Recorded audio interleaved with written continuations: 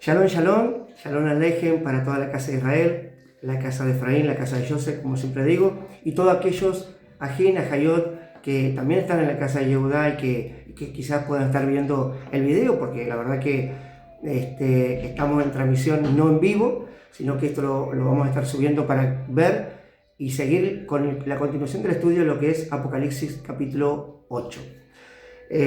Como les comenté, en el Shabbat, toda Rabá a aquellas personas que estuvieron orando por mi vida, a aquellas personas que me preguntaron, que se ocuparon, se preocuparon, pero bueno es Elohim que atiende el clamor de los justos. Y verdaderamente, aunque tuve una cirugía menor, estoy sin dolor, la verdad que me estoy reponiendo bien y por eso decidí cambiar el día del mensaje, el día del principio de Shabbat, que veníamos haciendo el estudio de Apocalipsis, cambiarlo y trasladarlo para este día lunes, que iba a estar, obviamente, como me venía sintiendo, iba a estar mucho, mucho mejor. Así que, amado casa de Efraín, amado pueblo de Efraín, toda Rabá por su dedicación, por su amor expresado no solamente en palabras, sino también en hechos para conmigo.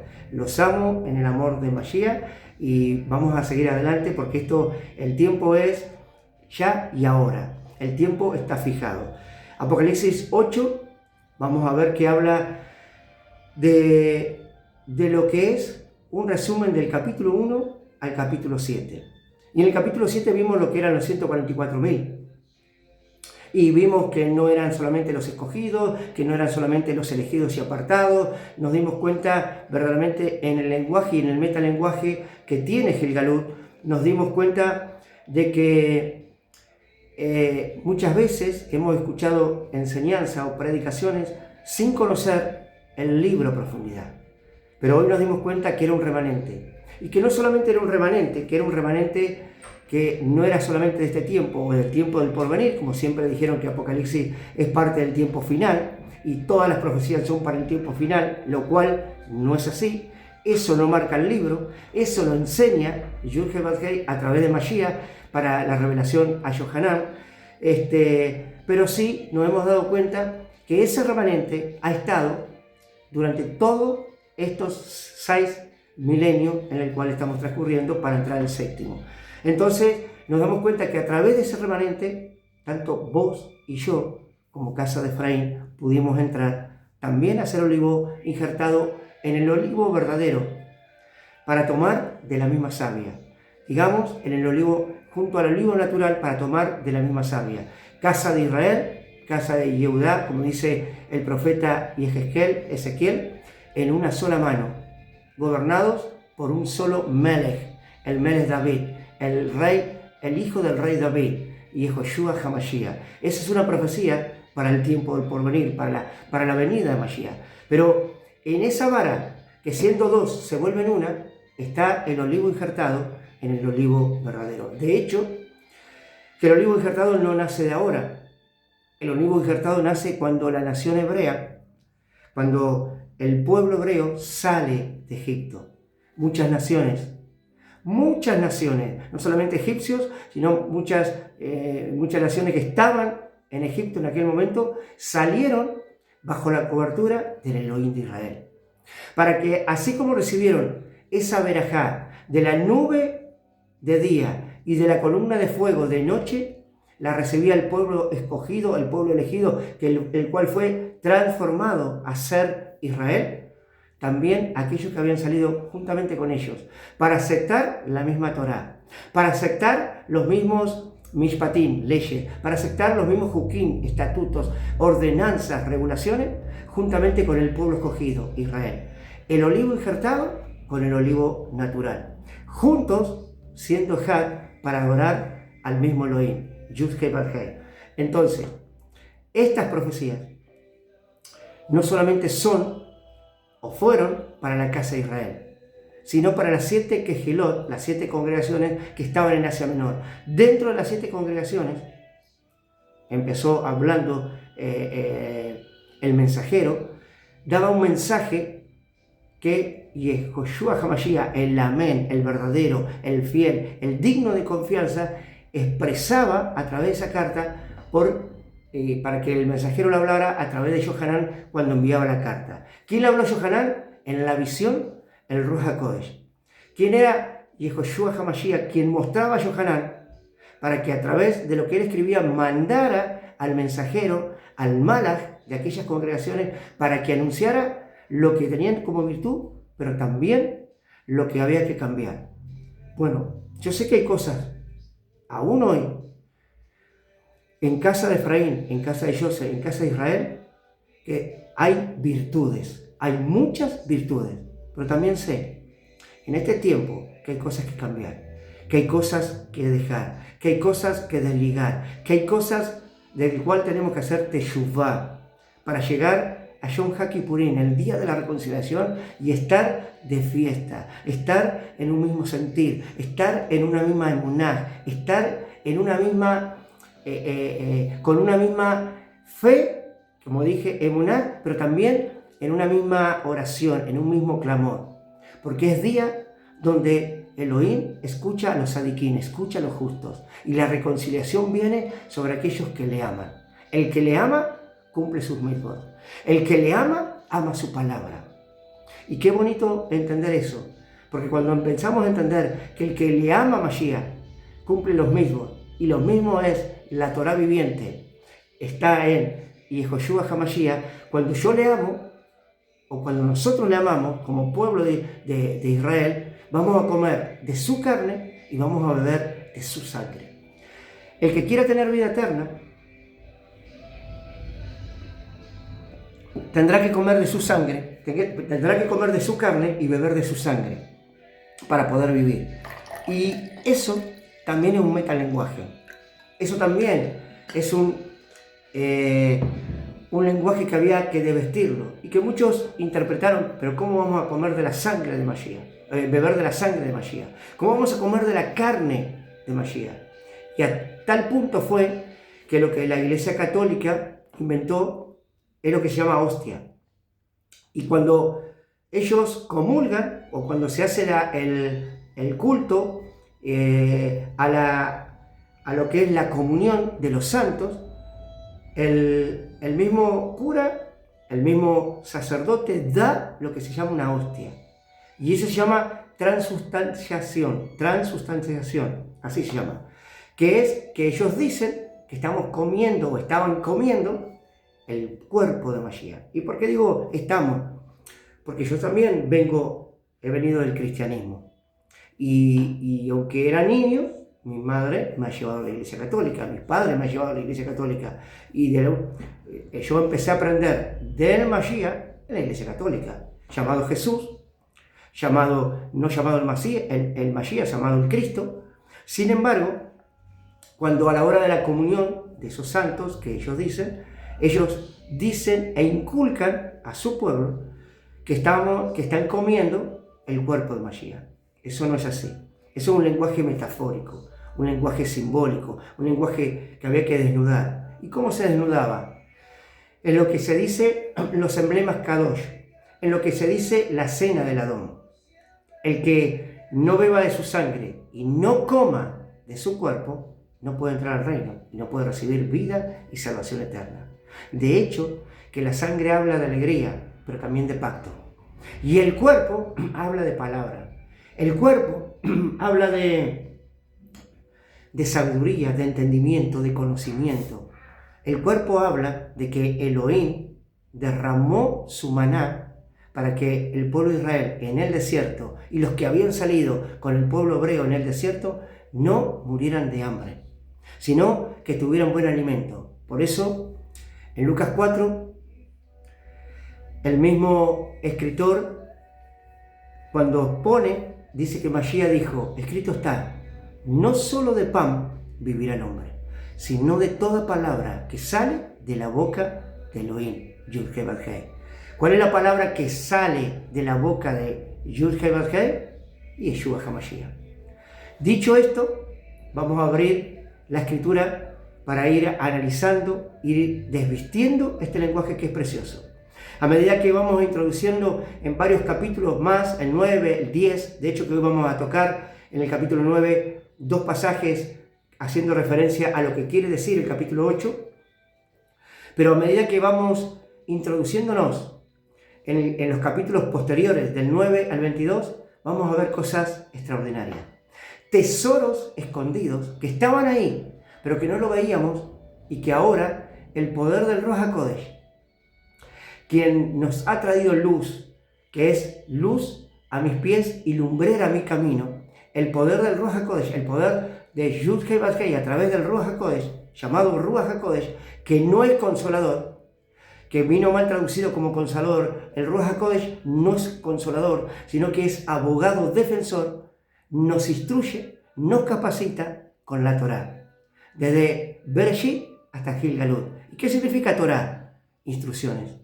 ¿Qué significa Torá? Enseñanza. Cuando Él me enseña, escucho su voz. Cuando Él me enseña, me habla. Cuando yo oro, cuando yo clamo, cuando yo canto, mis deseos y mi anhelo es cantarle, adorarle y orarle a Él, pedirle a Él, clamar, arrodillarme, estar parado, de la manera que el mismo Ruach HaKodesh, con gemidos indecibles, nos hace pedir y clamar. Ahora, cuando yo escudriño, cuando yo leo, cuando yo medito, Elohim me habla a través de la palabra. ¿Y qué palabra? La palabra que es la Torá viviente, y Joshua HaMashiach. Abramos, ahora sí, en el capítulo 8, de Gilgalut. Apocalipsis capítulo 8, pasaje 1, dice: cuando el Cordero rompió el séptimo sello, recuerden que el único que tenía el poder y tiene el poder para abrir los sellos o para descubrir los sellos era el Cordero. ¿Quién es? El león de la tribu de Yehudá. ¿Quién es? Elohim Yud-Heh Vav-Heh. ¿Quién es? Yehoshua HaMashiach. Hubo silencio en el cielo por lo que parecía ser una media hora. Parecía ser una media hora. No quiere decir que sea una media hora. 2. Dice Yohanan: entonces vi 7 malajim, que estaban, que quiere decir mensajero, que estaban parados delante de Yud-Heh Vav-Heh, y le fueron dados 7 shofarot, o sea, 7 shofar, 7 trompetas. Shofarot habla de shofar. Y esto tiene que ver, ¿qué tiene que ver los 7 malajim? ¿Qué tiene que ver los malajim, nombrados en el capítulo 8, con los 7 shofarot? Dije que el capítulo 8 tiene que ver con una conclusión, por así decirlo, con un redondeo final de los primeros 7 capítulos. Y vamos a ver qué significa los 7 malajim. Apocalipsis tiene una conexión directa con Apocalipsis capítulo 1, pasuk o pasukim, pasajes 19 y 20. Dice el 19: así que escribe lo que ves, ambos, lo que es ahora y lo que sucederá después. He aquí, le decía Yohanan, el significado de las 7 estrellas que has visto en mi mano derecha y de los 7 menorot de oro. Las 7 estrellas son los malajim de las 7 asambleas mesiánicas, y los 7 menorot son las 7 congregaciones mesiánicas. O sea, que los 7 malajim del capítulo 8 tienen que ver con los 7 mensajeros de las congregaciones desde el capítulo 1 en adelante. Los 7 malajim que suenan 7 shofarot, 7 shofar, tienen que ver, tienen una conexión directa con los 7 mensajeros de cada congregación, de cada cajal. Eso quiere decir que se haría el cierre perfecto de lo que en griego se llama un quiasmo. ¿Se acuerdan que hablamos del quiasmo y que lo expresamos? Ahora lo vamos a tener un poquito más claro. ¿Y por qué? Porque en el capítulo 8 se cierra el quiasmo. La palabra quiasmo es una palabra de origen griega, y un quiasmo es una figura literaria usada en la Biblia y en otros textos antiguos donde las ideas se organizan de manera simétrica e invertida. Y el patrón puede ser algo así: A, B y C, empieza con el A, con el B y con el C en el medio, y después sigue C, B y A. Digamos que el punto A, que está arriba, se cierra en el punto A de abajo. Ahora bien, la primera idea se corresponde con la última, el A1 con el A2. La segunda, la B1 con el B2, con la penúltima, y en el centro queda el punto principal de lo que es el pasaje. Eso se llama un quiasmo. El capítulo 8 habla de un quiasmo en griego. Es el cierre, por así decirlo, o la parte final del quiasmo que empezó con el A1, o sea, con el capítulo 1, en el cual vimos 7 malajim que representan y simbolizan los 7 mensajeros a las 7 quejilot, a las 7 congregaciones. O sea, que el capítulo 8 habla de la parte final de los 7 sellos abiertos por el Cordero y Yehoshua HaMashiach.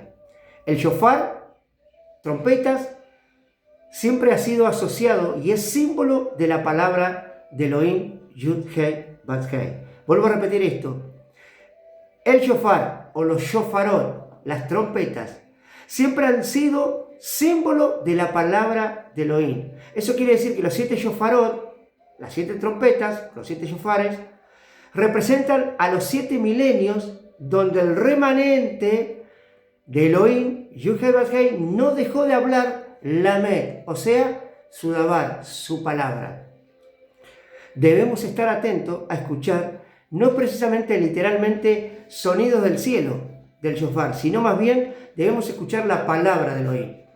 Hace un poco de tiempo, hará un año, en el año anterior, en la época que estamos por entrar, que es el tiempo de Yom Teruah, muchos sacaron a los balcones de las casas parlantes. En Argentina se dice parlante, en otros países se dice corneta. Sacaron parlantes para escuchar el sonido del shofar. Y muchos empezaron a tener sueños, otros salieron a los balcones y vieron el cielo color oscuro y escuchaban como sonido de shofar, y escuchaban y estaban atentos, y ya viene Mashiach porque escuché el shofar, y ya está por venir porque escuché, y lo toman literal. Y lo han tomado hasta el día de hoy muchos literalmente. Es decir, si yo no escucho el shofar, quiere decir que Mashiach no viene. Entonces, ¿cómo hará una persona que tiene problemas de audición? ¿Cómo hará una persona que es totalmente hipoacústica o acústica? Si mal no lo digo mal. ¿Cómo hará la persona que verdaderamente no puede escuchar bien, no solo de un oído, sino de ambos oídos? Tiene hipoacusia. Entonces, no puede salir afuera a ver o a escuchar el sonido del shofar. Por eso, el sonido del shofar nunca es algo literal.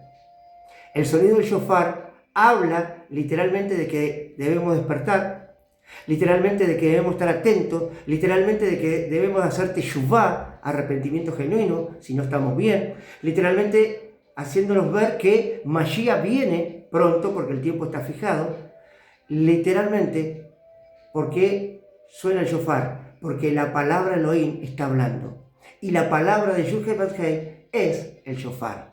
¿Cuáles eran los 7 shofarot de los 7 malajim, de los 7 mensajeros a las 7 congregaciones? El mensaje, la palabra de Yud Hei Bat Hei, el mensaje de vida y de salvación, de vida y de recompensa. Si dejares estas cosas y si prevalecieres, te recompensaré y comerás del árbol de la vida. Si te apartaras de esto y empezaras a proclamar la verdad, la amén, y volvieras al primer amor, te recompensaré y te daré el privilegio, lo estoy parafraseando para que me lo entiendan, te daré el privilegio de comer del árbol de la vida, de ser o de tener un nombre nuevo puesto en la frente, de tener un nombre nuevo, el nombre del Padre y el nombre del Hijo, Yud Hei Bat Hei y Yehoshua. Bien, ¿me van entendiendo lo que quiero llegar y decir? El shofar no es literal. El shofar como en todo Apocalipsis, es metafórico, es simbólico, es un lenguaje vestido. Los shofarot hablan de algo literal, el mensaje que trae vida y salvación, en el cual desde tiempo antiguo ya estuvo tocando, desde los tiempos antiguos ya estuvo tocando, ya estuvo anunciando que el pueblo de Elohim se debe perfeccionar, que el pueblo de Elohim debe hacer teshuvá, que el pueblo de Elohim debe escuchar la palabra de Yud-Heh Vav-Heh para caminar en su camino. ¿Y cuál es el camino? Yeshua HaMashiach. Yo soy el camino, la verdad y la vida, y nadie viene al Padre si no es a través mío. Pero veamos qué dice la Torá, si esto coincide, el sonido del shofar, con lo que dice la Torá. Vamos a ir a Shemot, Éxodo 19. Y dice, según el sonido del shofar, se hacía más y más alto. Moshe habló, y Elohim le respondió con una voz. Según el sonido del shofar, voz de Elohim. ¿Quién es la voz de Elohim? Es la palabra de Elohim. Yeshua HaMashiach. Es por eso que el shofar solo va a ser escuchado por los fieles creyentes, que tenemos el testimonio de Elohim, que es Yeshua HaMashiach. No solo por otras personas, solamente por la Kehilá, por los fieles creyentes. Y no todos de los que están en la Kehilá van a escuchar, o siguen escuchando, o están escuchando el shofar de Elohim. O sea que las 7 trompetas, shofarot, es lo que están anunciando acá, los 7 mensajeros con la palabra que se les dio a las 7 congregaciones que estaban en Asia Menor, cuando Yohanan envió las cartas. Lo que emite en cada shofar, o sea, cada trompeta, es un mensaje que está dando a cada congregación, ya con especificaciones más completas y determinadas. Por ejemplo, ahora lo vamos a ver, Éfeso, la primera congregación. Continuemos. 8.3 dice, 3 y 4, pasaje 3 y 4 dice, otro malach vino y se paró ante el altar con un incensario de oro, y se le dio una gran cantidad de incienso para añadir a las oraciones de todos los kadoshim de Yud-Heh Vav-Heh. 4. Sobre el altar de oro que estaba delante del trono, de la mano del malach subió ante Yud-Heh Vav-Heh el humo del incienso con las oraciones de los kadoshim de Adonai, o sea, de Yud-Heh Vav-Heh. Eso se refiere a un día determinado, un día de fiesta, un Shabbatón anual llamado Yom HaKippurim, conocido como el día del perdón o el día de la expiación, pero literalmente significa día de la reconciliación, más que el perdón, más que expiación, reconciliación, es decir, donde Abba nos reconcilia con él mismo, donde el Cohen Agadol, o sea, el sumo sacerdote, entraba en la antigüedad al Mishkan o al Mizdash, al tabernáculo o al templo, una vez al año, para poder obtener la reconciliación a través de la sangre de los machos cabríos que se ofrecían en aquel entonces. Sigamos.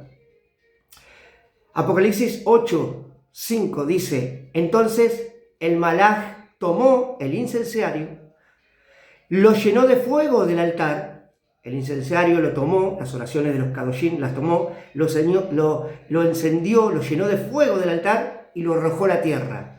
Y hubo truenos que retumbaban, voces, centelleo de relámpagos y un terremoto.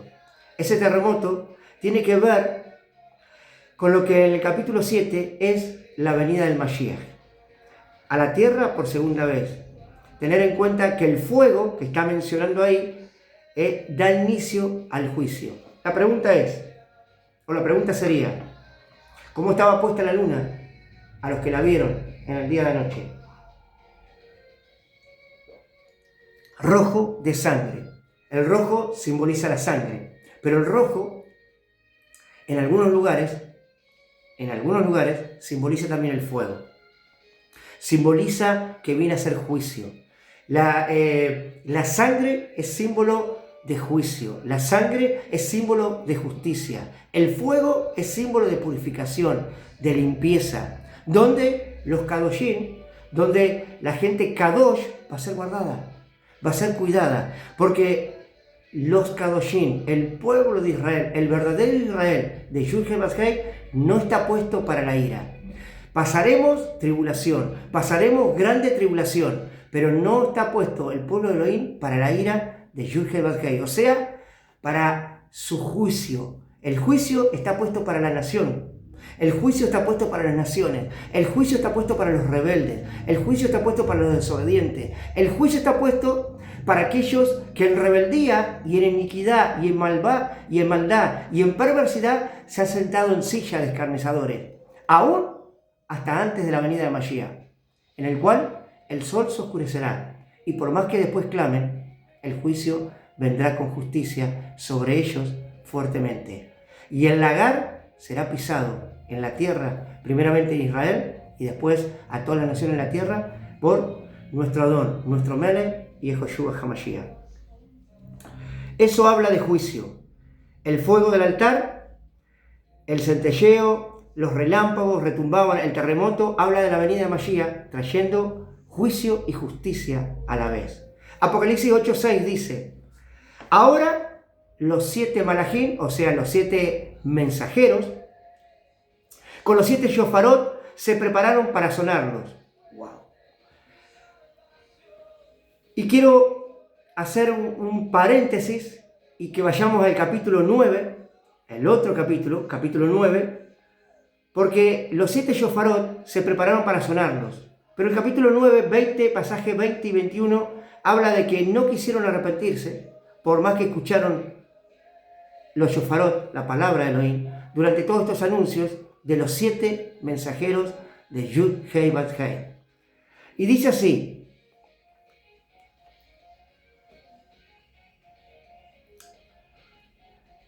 Apocalipsis 9, 20 y 21. El resto de la humanidad, aquellos que no fueron muertos por las plagas, ni aún se volvieron de lo que habían hecho con sus propias manos. No dejaron de adorar demonios e ídolos hechos de oro, plata, bronce, piedra y madera, los cuales no pueden ver, ni oír, ni caminar. Ni se volvieron de sus asesinatos, ni del mal uso de drogas relacionado con lo oculto, ni de la inmoralidad sexual, ni de sus robos. Todo eso es antes de la venida. Por más que escucharon las trompetas, por más que escuchaban el mensaje, no se quisieron arrepentir. Pero volvamos al capítulo 8, pasaje 7, y vamos a ver el primer mensajero sonando en el capítulo 8 el primer shofar de los 7 shofarot, que empezó a tocar uno para cada congregación. Los 7 shofarot simbolizan o representan uno, el anuncio del mensajero, del mensaje de la palabra de Elohim para cada quejilá, para cada congregación. La primera, Éfeso. Recordemos que fue Éfeso. Y dice: el primero sonó su shofar y hubo granizo, fuego mezclado con sangre y fueron lanzados a la tierra. El granizo, el fuego mezclado con sangre fueron lanzados a la tierra. Una tercera parte de la tierra se quemó. Una tercera parte de los árboles fue quemada y toda hierba verde fue quemada. ¿Qué tiene que ver la tercera parte? ¿Por qué no quemó toda la tierra? Cuando habla de la tierra, específicamente habla de la tierra de Israel. No habla de otra tierra que no sea Israel. Pero le hablaba a la quejilá, a la congregación de Éfeso. Pero esto tiene una conexión con el profeta Ezequiel y Ezequiel. En el capítulo 5, pasaje 11 y 12 dice: porque como vivo yo, dice Yud-Heh-Vav-Heh, Elohim, porque todos ustedes profanaron mi lugar Kadosh con todas sus cosas detestables y prácticas asquerosas, por lo tanto, juro que los cortaré, mi ojo no perdonará, yo no tendré ninguna piedad. 12. Un tercio de ustedes morirá de pestilencia, o será consumido por hambruna dentro de un tercio caerá por la espada alrededor. Cuando dice dentro se refiere a Jerusalén. Un tercio caerá por la espada alrededor de todo Jerusalén y un tercio yo dispersaré a todos los vientos y perseguiré con espada. O sea, para el resto de las naciones. Habla de 1/3 en cada lugar. Ahora, eso se refiere a la tierra de Israel, dividida en 3 partes. Por eso habló 1/3, 11, 12. Morirá de pestilencia o será consumida por hambruna. 1/3 caerá por la espada alrededor. Y 1/3 yo dispersaré a todos los vientos y perseguiré con la espada. Habla de toda, digamos, de la totalidad de 3/3 de la tierra de Israel. Y en ese capítulo usa el cabello del profeta, del Nabí, Ezequiel, para representar al pueblo, a la totalidad del pueblo. Entonces, el pasaje 7 del capítulo 8 de Gilgalut es un mensaje simbólico, obviamente, no literal, y corresponde al primer mensajero que denunció en la primera congregación. O sea, que al haber teshuvá, arrepentimiento, caerá juicio sobre una tercera parte. Y esta la parte final del relato del capítulo 9. ¿Qué quiere decir eso? Que al haber arrepentimiento, estando dentro de la quejilá, estando dentro de la congregación, hay gente que hace teshuvá, pero hay gente que no hace teshuvá. Hay gente que quiere cambiar, pero hay gente que no quiere cambiar. Hay gente que ama los mitzvot de Elohim y los cumple, los pone por obra. Hay gente que no los ama, no los respeta y al contrario, se sienta en la silla de Moshe para enseñar, se sienta en la cátedra de Moshe, pero no hace ni dice lo que Moshe dijo que hagamos y proclamemos y anunciemos. No hace para nada eso. Al contrario, tienen prácticas de hombre, prácticas humanas, donde hay mezclado religión, donde hay mezclada cábala, donde está mezclado el zohar, donde hay un montón de cosas que están mezcladas, adoración a los malajim, a los mensajeros, donde está prohibido delante de Yuhe Bashei adorar a mensajeros, adorar a los malajim. Bien, vamos a continuar, porque esa primera trompeta habla de la quejilá de Éfeso. ¿Qué pasaba en la quejilá de Éfeso? En la quejilá de Éfeso se había perdido el primer amor. Al perderse el primer amor, ya no se hablaba de la palabra. Ya no, la palabra se hablaba con desdén, pero con mentiras. La palabra se hablaba con elocuencia, pero con hipocresía. La palabra se hablaba con parte de verdad, pero con un ruido en la mentira, para engañar no solamente a uno, sino a muchos. Y los que estaban en el pueblo habían perdido el primer amor. El primer amor se había ido a causa de la frialdad de la mentira y del engaño. La primer trompeta cae fuego y granizo, cae justicia sobre aquellos que no proclaman, sobre aquellos que no quieren proclamar la verdad y que tienen miedo de proclamar la verdad por causa de las consecuencias. Consecuencias peores vendrán en el tiempo de la justicia que Adonai pone sobre cada quejilá, sobre cada congregación. Por eso las 7 congregaciones representan y simbolizan, no solamente que están en Asia, sino simbolizan a las congregaciones de todo el planeta, de todo el mundo, en todos los milenios, desde el milenio 1 hasta el milenio 7, en el cual viene Mashiach.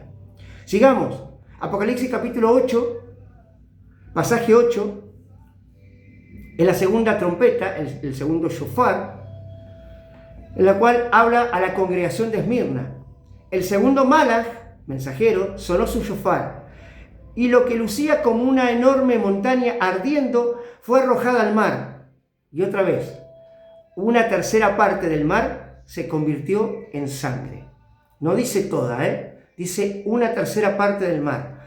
El malaj sonó su shofar, su mensaje salió, lucía como una montaña, lucía como algo grande, alto, pero ardiendo, y fue arrojado al mar. El mar habla de multitudes.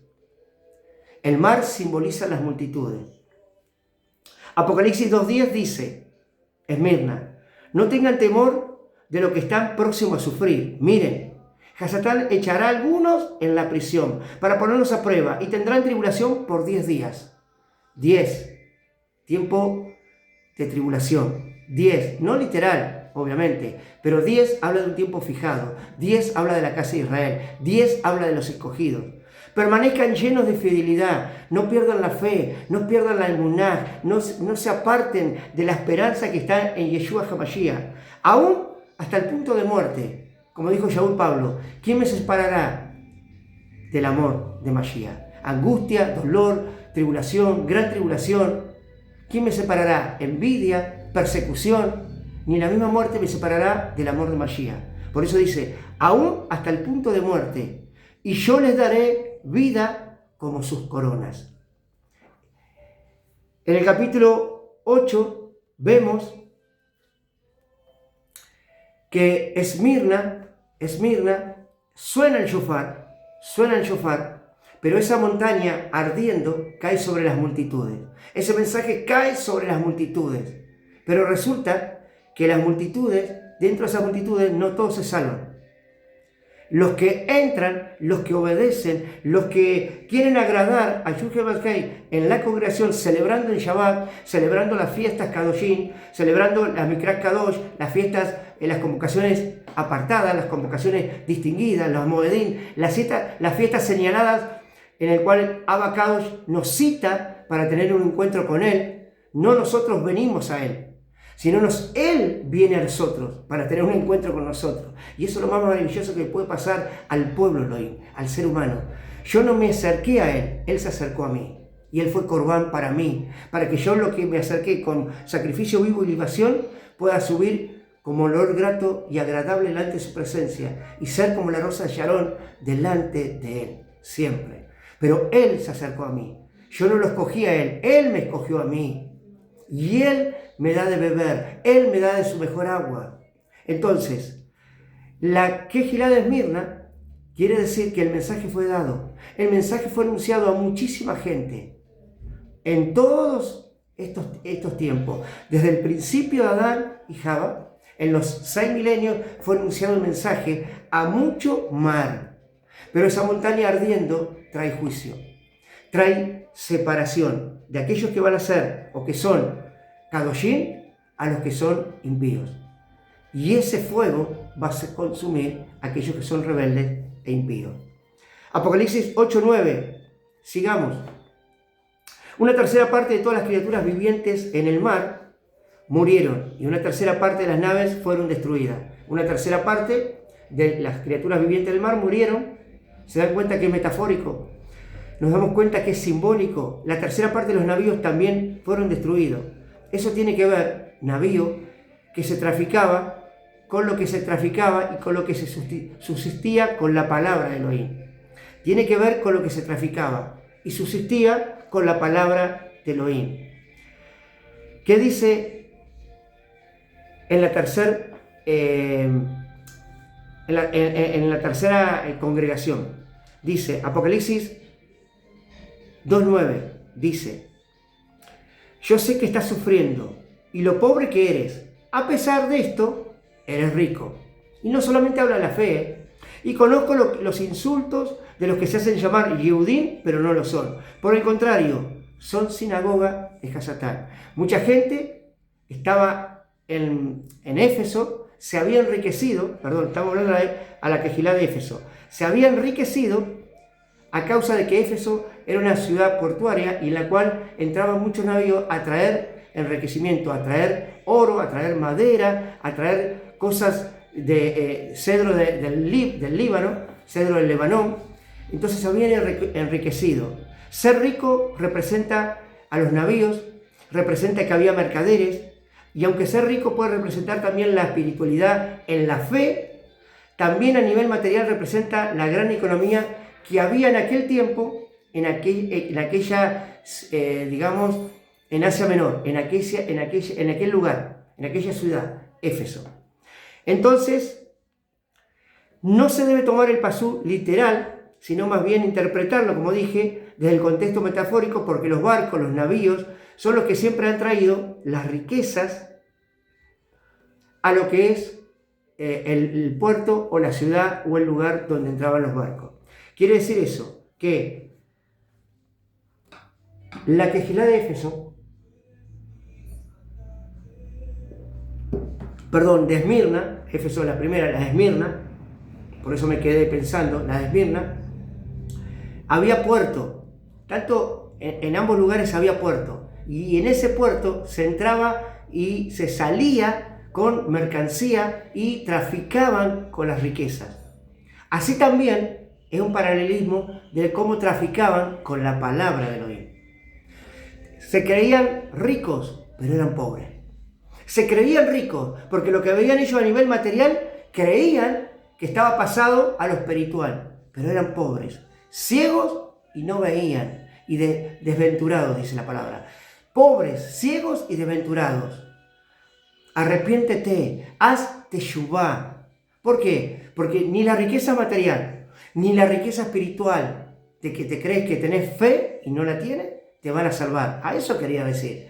El shofar sonó para la Quejilá de Esmirna y el Malach habló su mensaje. Shofar es símbolo de mensaje. Shofar es símbolo de despertar. Shofar es símbolo de estar de pie. Shofar es símbolo de rendición a aquel que viene con poder y con gloria. Yeshua HaMashiach. Sigamos viendo en el capítulo 8, pasaje 10 y 11. Dice, el tercer Malach, o mensajero, sonó su shofar, el tercero, o sea, la tercer Quejilá, o sea, la tercer congregación. Y una gran estrella, ardiendo como una antorcha, cayó del cielo en la tercera parte de los ríos y en los manantiales de agua. 11.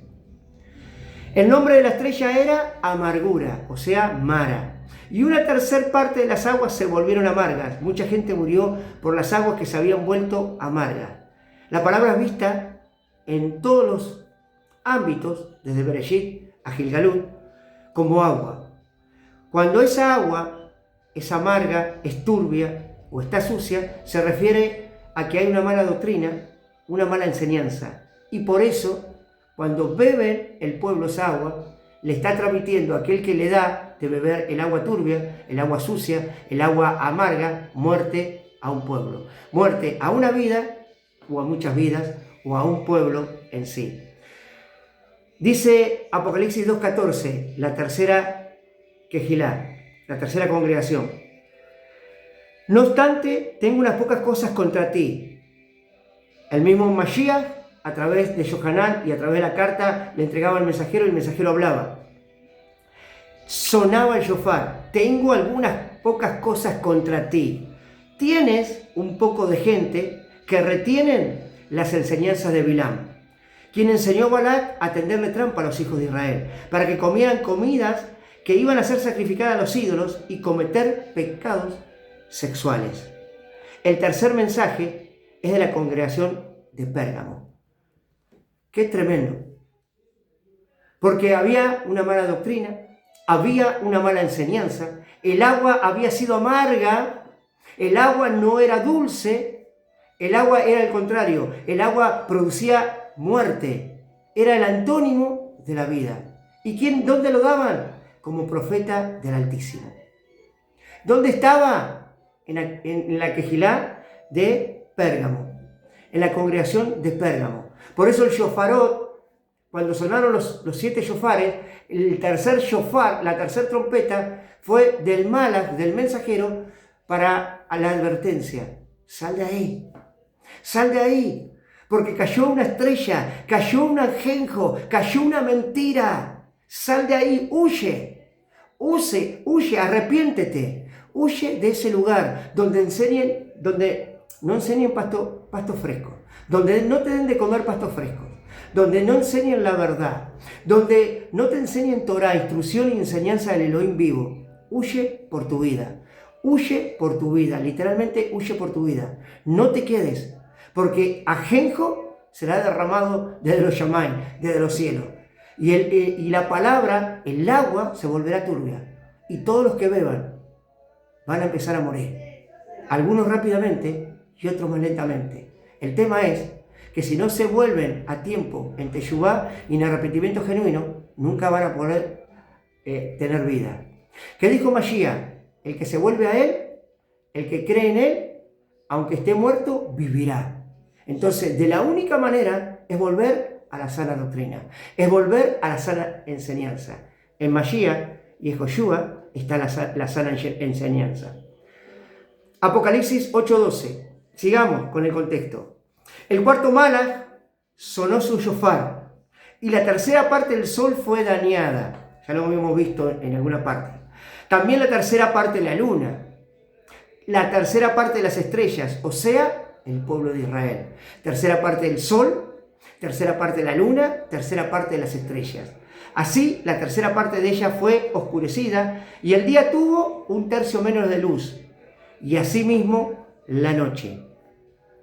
Hace referencia el cuarto Malach a la iglesia de Tiatira, a la congregación de Tiatira. Dice Apocalipsis 2:20, congregación de Tiatira, pero tengo esto contra ti. Continúas tolerando a esa mujer Isabel, la que reclama ser profetisa, pero está enseñando y engañando a mis siervos a cometer pecados sexuales y a comer comida que han sido sacrificadas a los ídolos. ¿Estamos viendo? Nos estamos dando cuenta que tenía en la congregación a una mujer llamada Isabel, Jezabel, la cual reclamaba a ella ser profetisa. Ella reclamaba ser profetisa, ella daba palabra profética, ella profetizaba, se había levantado y se había enseñado, engañando aún a los escogidos, a los siervos, a cometer pecados sexuales y a comer comida sacrificada a los ídolos. Esto quiere decir, en términos simbólicos y a la vez reales con las personas que en aquel tiempo asistían, que el Adón es representado como el sol de justicia, la luna al Mashiach y su redención y la salvación, y las estrellas, por eso dije que hablaba del pueblo de Israel, a los mensajeros, a los malajim, ministradores de los que han de heredar la salvación, o sea, nosotros.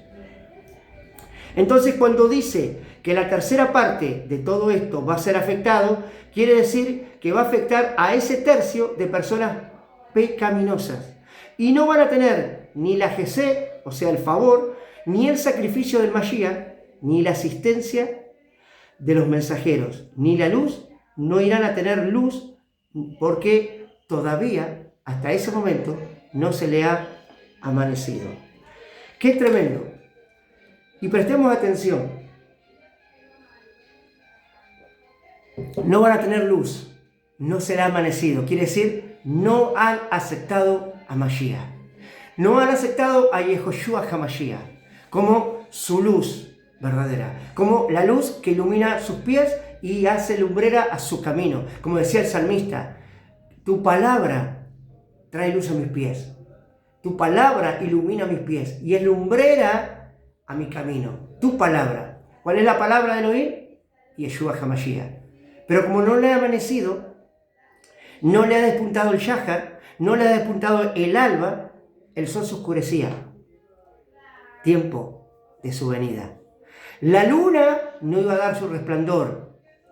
El sol se tapaba y por más que clamen, el juicio venía eminente, porque los malajim ministradores no iban a estar sobre esas personas que iban a ser rebeldes y desobedientes. Ahora, terminando, 13. Entonces miré y oí un águila solitaria dar un fuerte alarido, mientras volaba por en medio del cielo. ¡Ay, ay, ay!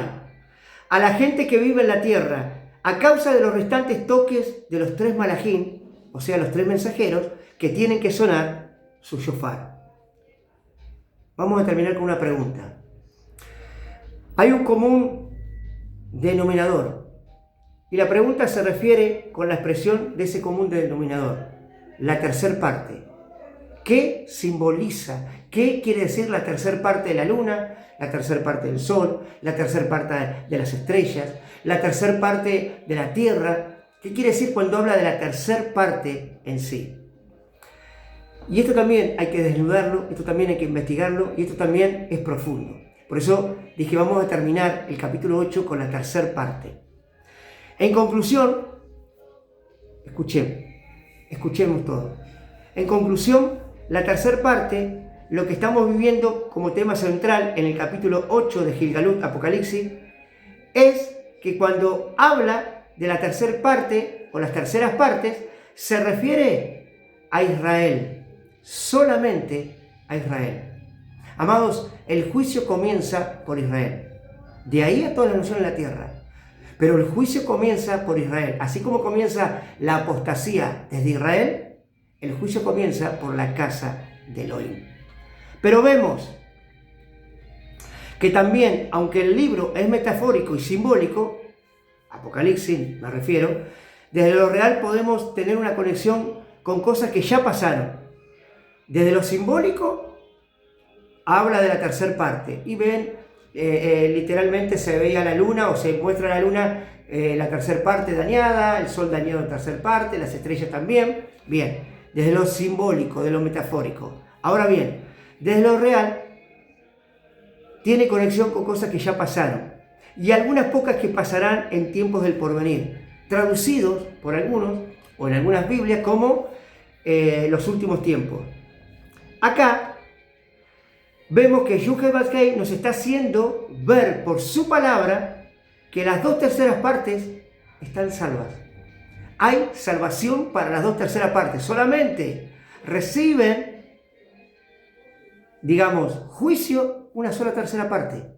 Una tercera parte, no las 3 partes. O sea, que la cuidan con temor y temblor hasta el fin, esa salvación que reciben las 2/3 partes. ¿Están dentro de Israel? Sí. ¿Pertenecen a Israel? Sí. ¿Están dentro de la congregación? Sí. Pero esas 2/3 partes dentro de la congregación, el todo del pueblo de Israel, el todo, 2/3 partes, cuidan con temor y temblor la salvación hasta el fin, hasta la venida de Mashiach. Solo es una tercera parte la que podemos ver que Elohim, Yuhei, está condenando, lo cual esto tiene una proporción y conexión con Hasatán, el cual se trajo a la tierra la tercera parte de las estrellas del Shammai, del cielo. Eso quiere decir que la tercera parte que recibe condenación son los hijos de Hasatán, en el sentido figurado, los que heredan o retienen la doctrina de Hasatán, la doctrina de Bilán, la doctrina de Isabel.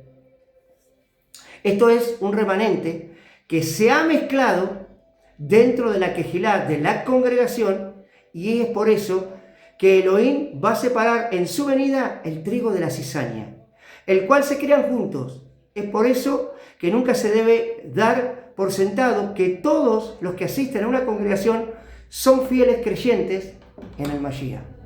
¿Saben que hay una diferencia entre el trigo y cizaña? Hay una única diferencia. Cuando están creciendo, son los dos iguales. Y nadie sabe, o solamente un experto sabe, qué es trigo y qué es cizaña. Pero cuando el trigo madura, el trigo se inclina. El trigo se humilla. El trigo pide perdón. El trigo busca el reino de los Shamaim. El trigo busca tener buen pan. El trigo busca agradar a Yuhei. En cambio la cizaña no. Siempre se mantiene erguida hasta el día de su muerte. Siempre se mantiene derecha, con orgullo, con altivez, con soberbia, sobrando a todos. Eso es cizaña. Ahora, no está ni en mí ni en vos sacar el trigo de la cizaña. Solamente en el día del juicio, cuando Mashiach venga, separará trigo de la cizaña y le dirá a sus malajín: pon a mis ovejas a la derecha, a las que le pertenece el reino. Las ovejas a la derecha dan símbolo del reinado, las que van a mi reino. Y pon a estas ovejas, a estos cabritos, a esta cizaña a la izquierda. Los que serán solamente muertos porque serán quemados en el fuego, para no volver a vivir nunca más. Apocalipsis 8, Gilgalut capítulo 8, revela y muestra que la tercer parte de todas las cosas es simbología, es símbolo de la caída de Hasatán, arrastrando desde el principio la tercer parte de sus convidados, la tercer parte de sus engañados, la tercer parte de los malajim caídos, que fueron contratados a través de contrataciones por Hasatán para rebelarse y para querer ser igual a Yud-Heh-Vav-Heh. Entonces, esa tercera parte que ha caído a la tierra convence a ellos que se llaman o que se le dicen hijos de Hasatán. Hijos de Hasatán no quiere decir hijos del diablo, hijos de adversidad, hijos de desobediencia, hijos de perversidad, hijos de maledicencia, hijos de rebeldía. Eso quiere decir hijos de Hasatán, quiere decir eso, nada más ni nada menos, o mejor dicho, nada menos que eso. Más tiene que ver con la maldad, tiene que ver con la perversidad. Por eso dice el salmista: nunca me he sentado en silla de escarnecedores, nunca me he sentado en silla de maldad, nunca me he sentado en silla de perversidad. Al contrario, el árbol está muy implantado sobre las aguas. ¿Para qué? Para que cuando las raíces estén sobre las aguas, el árbol dé buen fruto. Y no deje de dar fruto, ni en tiempo de frío, ni en tiempo de calor, ni en tiempo de sequía. Siempre esté dando el fruto bueno, agradable y perfecto. Amado pueblo de Israel, casa de Efraín, entendamos que este capítulo 8 de Apocalipsis es un verdadero quiasmo. Lo que empezó en el capítulo 1 termina en el capítulo 8. El 1 tiene que ver con el 8. El 2 tiene que ver con el 8 también, o con el 7. Bien, ahora, ¿por qué digo que tiene que ver con un verdadero quiasmo? Porque los 7 shofarot habla de las 7 trompetas o de los 7 mensajeros que anunciaron el mensaje de vida y de salvación, pero también de juicio, de condenación y de justicia para aquellos que no están fuera. Aclaro, no están fuera, están dentro de la Kehilá. ¿Duele? Sí. ¿Es triste? Sí. Pero hay mucha gente que no quiere escuchar los shofar. Hay mucha gente que no quiere escuchar el shofar. Hay mucha gente que no quiere escuchar al mensajero. Hay mucha gente que no quiere escuchar palabra Elohim. Prefiere estar en la Kehilá porque se siente bien, porque se adora bien, porque obviamente cuando se ora hay solamente lugar para el Ruach HaKodesh. Y donde está el Ruach HaKodesh hay libertad. Y la gente se siente bien, las personas se sienten bien. Pero muchos se sientan en la Yashab, en la silla de Moshe, en la cátedra de Moshe. Y no enseñan ni dicen que Moshe enseñó y dijo eso. Al contrario, dicen y hacen, agregan tradiciones de cultura y de tradición humana, valga la redundancia. Agregan tradición humana, agregan dogma y doctrina humano, en la cual, cuando agregan ese dogma y esa doctrina humana, anulan la palabra Elohim. La palabra Elohim no se puede anular. La palabra Elohim jamás se puede detener y se puede anular. Solamente para esas personas es anulada la palabra Elohim cuando ponen tradición y cultura del país donde viven. Tradición y dogma de religiosidad y de la religión a la cual se está profesando, a la cual se está ejerciendo. Entonces, dejemos de poner religiosidad a la Torá de Yud-Heh-Vav-Heh. Ojo, porque Cábala significa recibir. La palabra, la etimología de la palabra Cábala significa recibir. Cuando yo recibo Shabbat o recibo una palabra, estoy con Cábala. Ahora, una cosa es recibir del poder de Yud-Heh-Vav-Heh con Cábala el Shabbat, y otra cosa es entrar en la Cábala, en la cual no añade y confirma, por así decirlo, añade y confirma lo que dice la Torá, sino que saca cosas fuera de contexto para hacer un gran pretexto y hacer una enseñanza totalmente que no tiene nada que ver, fuera de Torá, e irse, en algunos casos, aún hasta adorar malajim, hasta adorar ángeles. hasta exaltar y inclinarse hasta los ángeles para darle la bienvenida aún en Shabbat. Tengamos cuidado, amados. No todos los que se dicen ser son. Apocalipsis lo está dejando claro. No viene la revelación por casualidad, viene la revelación por unción, viene la revelación por Gesed, viene la revelación por propósito. Y que esta palabra, que vino del trono de Elohim, de Yuh-He-Vah-Hei, no caiga en saco roto, sino que cumpla el efecto por el cual Yuh-He-Vah-Hei la envía. Y la ha enviado no solamente a mi vida, sino a través de mi vida a todo el pueblo de Israel, o a todos aquellos que desean estudiar, entender, conocer, pero perfeccionarse para escuchar la voz de Elohim a través de su palabra, que es el shofar, que es la trompeta viva, la trompeta que suena de día, de tarde y de noche. Por eso, Yehoshua HaMashiach decía, o mejor dicho, por eso Moshe en el libro de Yehoshua, Josué, dice que Elohim le decía, medita en este libro de día y de noche. Medita, esfuérzate y sé valiente, pero medita en este libro de día y de noche, para que no solamente tú prosperes, sino para que tus negocios prosperen, para que tu vida prospere, sino también tu casa y tu familia sean prosperados. Entonces, en todo lugar donde fueres, ibas a ser prosperado, Josué y Yehoshua. Bien, amados, espero que haya sido o que sea de mucha verajá. Vamos a pasar al capítulo 9, ya vimos una introducción del capítulo 9 en el pasaje 20 y 21, que es la finalización, porque aquellos que no se quieren arrepentir ya tienen determinado el juicio y la justicia de parte de Elohim. Aún ni con plagas, aún ni con enfermedades, aún ni con tormentos, aún ni con demonios, azotando a la tierra, al pueblo, a la casa y a la familia, se han arrepentido. ¿Por qué? Porque son rebeldes. ¿Por qué? Porque están dentro y muchos quieren escuchar palabras, pero no hacen teshuvá, no se arrepienten con un corazón contrito, humillado y genuino delante de la presencia del Elohim vivo. Yuh-He-Vah-Hei los bendiga grandemente y haga resplandecer su rostro sobre ustedes y les muestre su gesed, su camino a seguir cada día. Yuh-He-Vah-Hei levante el rostro hacia ustedes y les dé shalom. Y sea el mismo, en el nombre de, que sobre todo nombre, en el nombre de Yehoshua HaMashiach, quien bendiga su casa, su vida, su familia, sus hijos, sus hijas y todos aquellos que los rodean, familiares, seres queridos y aún amigos.